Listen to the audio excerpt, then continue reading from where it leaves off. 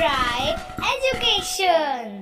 अगर किसी 12th standard के स्टूडेंट को पूछो कि आपको इकोनॉमिक में कौन सा चैप्टर सबसे हार्ड लगता है, तो हर बच्चों के मुंह पे एक ही क्वेश्चन आएगा, वो क्या? लॉ। वो क्या? लॉ। और सेकंड थिंग, अगर किसी स्टूडेंट को या टीचर को ये पूछो कि सबसे ज़्यादा मार्क्स स्कोरिंग हम किस में कर सकते हैं, वो भी है law. Hello my dear student, welcome to my class for education. Today's topic is 12th standard law. ये लॉ कहाँ मिलेगा? DMU सेकेंड लेसन के यूटिलिटी में। ओके, लॉ 3 टाइप्स के होते हैं, law of demand, law of DMU और law of supply. ये तीनों लॉ 1000 टका एग्जाम में आते ही आते हैं। या तो 6 मार्क्स के आएंगे, या तो 8 मार्क्स के आएंगे, या तो 4 मार्क्स के आएंगे। एनी 3 लॉज में से एनी 2 या 3, पूरे के पूरे 3 लॉ ज़रूर आते हैं। तो आप समझ गए ना आप ये लॉ की इम्पोर्टेंस कितनी है। मैंने स्टार्टिंग में ये इंट्रोडक्शन इसलिए बता दी ताकि आप ध्यान से सुनेंगे। अगर आपको इकोनॉमिक में लॉ से डर लगता है तो आज से और अभी से लॉ से डर नहीं लगेगा। उसका कंफ्यूजन का पूरा सोल्यूशन है मेरे पास। किसके पास?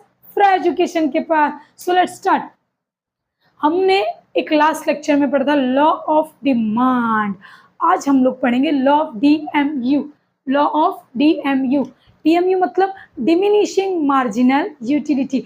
बच्चों, आपके पास टेक्स्ट बुक है, आप उससे भी देख सकते हो, अदरवाइज एक पेंसिल लेकर बैठना ताकि मार्किंग करने के लिए। ओके, फर्स्ट ऑफ ऑल हमें एग्जाम में कैसे क्वेश्चन आएंगे वो भी बता देती हूँ। क्वेश्चन आएगा, right a law of DMU, assumption या एक्सेप्शन, दोनों में से कोई एक लिखना पड़ेगा। अगर कोई कॉमन है तो मीनिंग, डेफिनेशन, डायग्राम और डायग्राम को एक्सप्लेन करना। अगर आपको एग्जाम में क्वेश्चन आया right law of DMU and explain assumption, तब भी आपको ये स्टेटमेंट लिखना पड़ेगा, ये डायग्राम बनाना पड़ेगा। ओके, चार्ट, डब्बा, और उसको डायग्राम में ड्रॉ करना पड़ेगा। और अजम्पशन पूछा है तो अजम्पशंस के पॉइंट्स आपके टेक्स्ट बुक में दिए हुए हैं। ओके, नेक्स्ट क्वेश्चन आएगा right a law of DMU exception, तब भी यही करना है, स्टेटमेंट यही, डायग्राम डब्बा यही, और डायग्राम ड्रॉ भी वही, वो मैं भी आपको करके दिखाऊंगी। ओके, और अजम्पशन के जगह पे एग्जेक्शन के पॉइंट, एक्सेप्शन के जगह पे एक्सेप्शन। अरे यार, ये अजम्पशन एक्सेप्शन है क्या? देखो देखो देखो, लॉ ऑफ DMU को बनाते हुए किसने कहा है? अल्फ्रेड मार्शन ने अपने ही मन में कुछ अज्यूम किया है, वो देखते हैं। बस, other thing remain, main answer अपना यही यहाँ, other thing remaining constant the additional benefit such as a person derive from, ये मेरा आंसर है। Increase in stock of thing diminish with every increase in that stock. चलो चलो चलो चलो, अपनी लैंग्वेज में समझते हैं। जब हमें बहुत जोर से प्यास लगी होती है, स्कूल से बैग उतारते आते, मम्मी पानी दो, जैसे ही मम्मी 1 गिलास पानी हमें देती है, जब हम लोग पूरा ग्लास पानी का कंज्यूम कर लेते हैं, हाँ, फुल्ली सेटिस्फाई हो जाते हैं, और जैसे ही मम्मी दूसरा ग्लास लाती है, ये ले बच्चा और थोड़ा पी ले, तब हमारा जो मार्जिनल यूटिलिटी है, सेटिस्फेक्शन पावर है, जिससे हमें संतुष्टि मिले, वो कम हो जाता है। चलो चलो, अगर ये भी नहीं समझा तो अपने पास दूसरी दवाई भी है समझाने की। देखो, आई होप आप लोगों को समझ में आया होगा। जब भी हम खाने का निवाला, बहुत जोर से भूख लगी रहती है, हम लोग प्लेट में 3 चपाती लेके बैठते हैं। जैसे ही हम पहले चपाती को कंज्यूम करते हैं तो हमारी यूटिलिटी फुल सेटिस्फाई रहती है। दूसरी खाते मार्जिनलिटी थोड़ी कम, तीसरी खाते बिल्कुल कम, और एक टाइम पे ऐसा होता है हमारा पेट पूरी तरीके से भर जाता है, यानी कि फुल्ली सेटिस्फाई। बस यही है पूरा DMU। बच्चों, अपनी सीट पकड़ के बैठना, बिल्कुल स्किप मत करना, और स्टार्ट करते हैं। देखो, ये मैंने समझा, देखो इसमें लिखा इंक्रीज इन स्टॉक। जैसे जैसे खाने का जो हम लोग कंजप्शन का जो मेथड है वो बढ़ते जाएगा, हमारा मार्जिनल यूटिलिटी डिक्रीज होते जाएगा, यानी कि हमारा सेटिस्फेक्शन पावर धीरे धीरे कम होता जाएगा। Let's take example of diagram. I hope आप लोग को समझ में आ गया बच्चों। जैसे स्टॉक इंक्रीज होगा तो हमारा ये डिमिनिश हो जाता है, क्या? कंजप्शन। ओके, ये तो बुक का लैंग्वेज है, लिखना तो पड़ेगा, मैंने बस एक्सप्लेन किया है ताकि आप लोगों को ये समझ में आ जाए। अब हम लोग बढ़ते हैं अपने डायग्राम की तरफ। बच्चों देखो, सबसे पहले देखो, हाँ, एक एक नंबर एग्जाम्पल है मेरे पास, बिल्कुल भी बोर मत होना। हाँ बच्चों देखो, अच्छा एक बात बताओ, मम्मी ने मेरे वो लाया, क्या बोलते हैं, पानी पूरी, जिसे यूपी वाले कहते हैं गोलगप्पा, और हम लोग क्या कहते हैं, मुंबई वासी। आम्ही तर मुंबई वासी, आम्हाला तर पाणीपुरी खूप आवडते। तुम्हाला पाणीपुरी आवडते ना? पण एक सांगा, जर पहिली पाणीपुरी खाल्ली तर तुम्हाला मार्जिनल युटिलिटी फुल्ली सॅटिस्फाय वाटणार 10, जर दुसरी खाल्ली थोडं कमी होणार 8, जर तिसरी पाणीपुरी खाल्ली तर 6 आणि चौथी खाल्ली तर 4। देखो देखो देखो बच्चों, ये कम होते जा रहा है ना। जैसे जैसे उसने एक एक पानीपुरी, पहली पानीपुरी का निवाला जैसे उठाया, बहुत अच्छा सेटिस्फेक्शन मिला। जैसे मम्मी ने हमें ग्लास भर के पानी दिया था, फुल्ली सेटिस्फाइड 10। दूसरा पानीपुरी उठाया तो 8, तीसरा उठाया तो 6। इससे हमें क्या मालूम पड़ रहा है कि जैसे जैसे हम लोग यूनिट कंज्यूम करते जाएंगे, हमारा मार्जिनल यूटिलिटी डिक्रीज होता जाएगा। और आपको ये एग्री डिसएग्री में भी आता है, एमयू स्लोप डाउनवर्ड, डाउनवर्ड है ना, बढ़ते जाएगा। क्या, एक पानीपुरी का, अरे दूसरा भी खाओ, तीसरा भी खाओ, चौथा भी खाओ, 2-3 प्लेट खाओ, किसी का नहीं होता है। ओके, हाँ कुछ भुक्कड़ होते हैं जिसे पानीपुरी से बहुत प्यार होता है, तो वो लोग हमारे लॉ ऑफ डीएमयू में नहीं आएंगे, वो एग्जेप्शन में चले जाएंगे। नेक्स्ट, एक टाइम आता है जहाँ पे हमारा पूरी तरीके से मन भर जाता है। हम पानीपुरी का भी एग्जाम्पल ले सकते हैं, मिठाई का भी एग्जाम्पल ले सकते हैं। यहाँ पे जहाँ पे मैंने 6वीं पानीपुरी उठाई, मेरा पूरी तरीके से मन भर गया, ये हो गया अपना 0। ओके, अब फिर भी किसी ने जबरदस्ती बोला नहीं भाई और खा ले, तो ये मेरे को उल्टी हो गई, यानी कि -2। देखो देखो देखो, एग्जाम में अगर ऐसे लन करके जाओगे ना, चैलेंज करती हूँ, कभी नहीं भूलोगे। मैंने भी ऐसे किया था। पहला यूनिट जैसे उठाया हमने पानीपुरी का, यूटिलिटी कितनी हुई, मार्जिनल 10। दूसरा उठाया 8, कम हो गई। तीसरा उठाया 6, चौथा उठाया 4, पांचवा उठाया 2, और 6 वाला जैसे उठाया at the point of 6, the marginal utility will be fully satisfy. हमारे लैंग्वेज में पेट भर गया, इकोनॉमिक के लैंग्वेज में फुल्ली सेटिस्फाई। क्या लिख देंगे, यहाँ लिख, हाँ, फुल्ली सेटिस्फाई। ओके, क्या हो गया हमारा, फुल्ली सेटिस्फाई। ओके, नेक्स्ट 7वें में क्या हो जाएगा, नेगेटिव। हमें उल्टी हो गई, जबरदस्ती खिला दिया, साले ने बोला लेना भाई खाना, हमें क्या हो गई, उल्टी, यानी कि -2, नेगेटिव। आई होप बच्चों आप लोग को समझ में आ रहा होगा। क्वेश्चन का नाम क्या है, लॉ ऑफ डीएमयू, और उसका अजप्शन या एक्सेप्शन। अरे कोई भी पूछेगा, लेकिन ये दो तो मेरे को लिखना ही ना भाई। एक चीज और है, अब हम लोग समझते हैं डायग्राम्स। ओके, चलो लेट्स टेक अ डायग्राम। हमने 10th स्टैंडर्ड में ये डायग्राम सॉल्व किया हुआ है। टेढ़ा आ गया ना। बच्चों मेरी हैंडराइटिंग ज़्यादा अच्छी तो नहीं है, पर ठीक है, आपको समझ में आएगा ना, इतना तो मेरे को कॉन्फिडेंस है।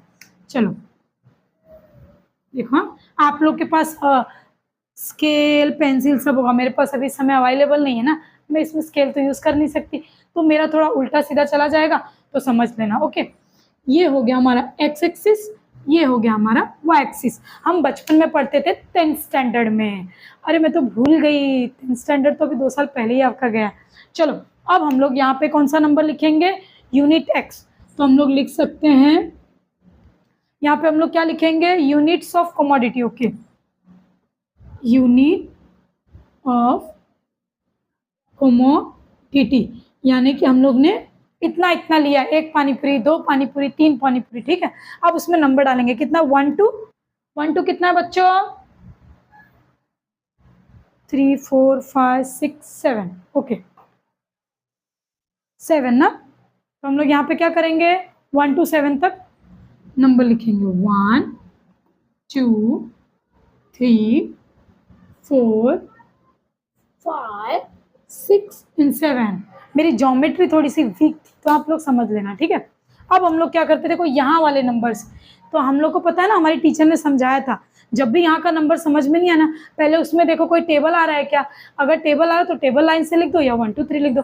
1 2 3 लिखेंगे तो कितना लंबा हो जाएगा, टेबल लिख देते हैं। सबसे छोटा नंबर देखते हैं, पहले 2 है और सबसे बड़ा नंबर 10 है। मुझे ऐसा लग रहा है इसमें 2 का टेबल आएगा। 8 है, 4 है, 6 है, 2 का टेबल ले लो। 2 1 जा 2, 2 2 जा 4, 2 3 जा 6, 2 4 जा 8, 2 5 जा 10। ओके चलो ठीक है। अब अपना ध्यान से देखना हाँ बच्चों। सबसे फर्स्ट ऑफ ऑल अपने यूनिट पे देखो। यूनिट 1 में कितना सेटिस्फाई हुआ? 10। यूनिट 1 कहाँ है? यूनिट 1 यहाँ है। और इसको हम लोग क्या बोलेंगे? Marginal utility. तो हम लोग ऐसा साइड में लिख देते हैं एम यू, शॉर्टकट है ना, एम यू। फर्स्ट में कितना था? 10। फर्स्ट में कितना मैडम? फर्स्ट में मिस मेरा 10 है, ये हो गया। ओके देन सेकेंड में यूनिट कितना है? 8। कम हो रहा है ना, सेकेंड में मेरा हो गया 8। मैम थर्ड में कितना यूनिट है? 6। थर्ड के 6 में जाने का आ रहा ना बच्चे समझ में? उसके बाद फोर्थ में कितना है? 4 का तो 4 ही है। ओके 5 का 2, 5 का 2 और 6 का 0। देखो बच्चों मेरा ये पट्टी पेंसिल की वजह से थोड़ी लाइन टेढ़ी हो गई है। ये लाइन ऐसे जाएगी, किसके पास जाएगी? 6 का। आप लोग देखो ये थोड़ा सा रॉन्ग हो गया, इसलिए आप मजाक मत उड़ाना, बस इतना समझ लेना। ये तो ज्योमेट्री कैसे करना है समझ में आ गया ना। 1 का 10, सेकेंड का 8, थर्ड का 6, 4 का ऐसे करके आपकी लाइन अच्छे से ड्रॉ हो जाएगी। ओके देन सेकेंड 6 पे आ रहा है कितना? 0। 6 पे कितना आ रहा है वो? 0। तो उसको हम लोग क्या बोलेंगे? 6 पे अगर 0 आ गया तो डिसयूटिलिटी, क्योंकि हमारा मन भर गया। इसको हम लोग बोलेंगे डिसयूटिलिटी, डिसयूटिलिटी। ओके नेक्स्ट देखते हैं। अब इसको हम लोगों ने लाइन ड्रॉ कर दिया ना, तो हम लोग इस स्लोप को बोलते हैं MU स्लोप। देखो ये नीचे जा रहा है कि ऊपर जा रहा है? क्वेश्चन आएगा MU slope upward left to right. No, I do not agree with the statement because the total utility slope downward from left to right। क्यों? रीजन बता दो, ये लिख दो, ये कर दो, ये कर दो, हो गया ना भैया 4 मार्क्स का तो अपना आंसर। एग्री और डिसएग्री का। इसके आगे बढ़ते हैं हम लोग। देखिए बच्चों क्वेश्चन का नाम क्या आएगा? DMU। उसके बारे में क्या क्या बताना है आपको? स्टेटमेंट, डायग्राम, ग्राफ ड्रॉ करके बताना है। और हाँ मेरा ग्राफ थोड़ा सा मिस्टेक हो गया, आप लोग घर पे पट्टी पेंसिल की मदद से सही से लिख देना।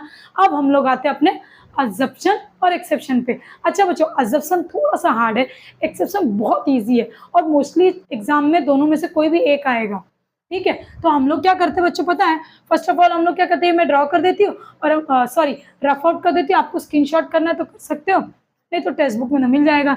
एंड हम लोग अभी पता है क्या करेंगे बच्चों? एक्सेप्शन करेंगे। ओके क्योंकि एक्सेप्शन बहुत ईजी है और मेरा बहुत बहुत बहुत फेवरेट है। देखो समझ में आया ना बच्चों कि क्वेश्चन क्या पूछेगा तो अपने को आंसर क्या लिखना है वो समझना। It's a very important task. पता ही नहीं है क्या लिखना है तो क्या लिखोगे भाई।